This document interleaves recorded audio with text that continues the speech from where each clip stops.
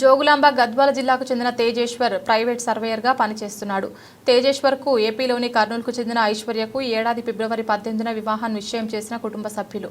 పెళ్లికి 5 రోజుల ముందు ఐశ్వర్య కనిపించకుండా పోయింది. కర్నూలులోని ఓ ప్రముఖ బ్యాంకుకు చెందిన ఉద్యోగితో ఆమెకు సంబంధం ఉందని, ఐశ్వర్య అతడి వద్దకే వెళ్లిపోయిందని అంతా అనుకున్నారు.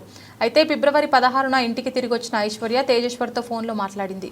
తాను ఎవరితోనూ ప్రేమలో లేనని, కట్నం ఇవ్వడానికి అమ్మ పడుతున్న ఇబ్బందిని చూసి తట్టుకోలేక స్నేహితురాలింటికి వెళ్లిపోయానని చెప్పింది. నువ్వంటే నాకు చాలా ఇష్టం అంటూ విలపించింది. దీంతో ఐశ్వర్యను నమ్మిన తేజేశ్వర్ ఆమెను పెళ్లాడేందుకు అంగీకరించాడు.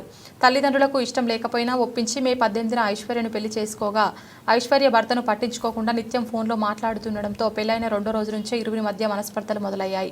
ఈ క్రమంలో జూన్ 17న తేజేశ్వర్ అదృశ్యమవ్వగా అతడి సోదరుడు పోలీసులకు ఫిర్యాదు చేశారు. గాలింపులో భాగంగా ఏపీలోని పాణ్యం పోలీసులకు తేజేశ్వర్ మృతదేహం దొరికింది. తేజేశ్వర్ కుటుంబ సభ్యులు ఐశ్వర్యపై అనుమానం వ్యక్తం చేయగా, ఐశ్వర్య ఆమె తల్లి సుజాతను పోలీసులు విచారించగా విస్తుపోయే విషయాలు బయటకొచ్చాయి. ఐశ్వర్య తల్లి సుజాత కర్నూలులోని ఓ ప్రముఖ బ్యాంకులో స్వీపర్గా పనిచేస్తోంది. అదే బ్యాంకుకు చెందిన సదరు ఉద్యోగితో ఆమెకు వివాహేతర సంబంధం ఉందని తెలిసింది. సదరు ఉద్యోగి క్రమంగా ఐశ్వర్యతోనూ సంబంధం పెట్టుకున్నట్లు సమాచారం. తేజేశ్వర్ను పెళ్లాడిన తర్వాత ఐశ్వర్య సదరు బ్యాంకు ఉద్యోగితో 2000 సార్లు ఫోన్ మాట్లాడినట్లు పోలీసులు కాల్ డేటాలో గుర్తించారు.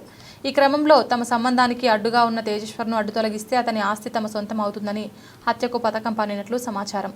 తేజేశ్వర్ను హత్య చేయించేందుకు ఆ బ్యాంకు ఉద్యోగి కొందరికి సుపారీ ఇవ్వడమే కాక తన డ్రైవర్ వారి వెంట పంపినట్లు తెలిసింది.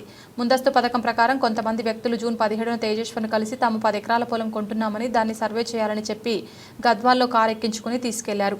కారులోని తేజేశ్వర్పై కత్తులతో దాడి చేసి గొంతు కోసి చంపేసి మృతదేహాన్ని పాణ్యం సమీపంలో సుగాలిమెట్టు వద్ద పారవేశారు. బ్యాంకు ఉద్యోగి ప్రస్తుతం పరారీలో ఉండగా, ఇక ఐశ్వర్య సుజాతను ఇప్పటికే అరెస్ట్ చేసిన పోలీసులు.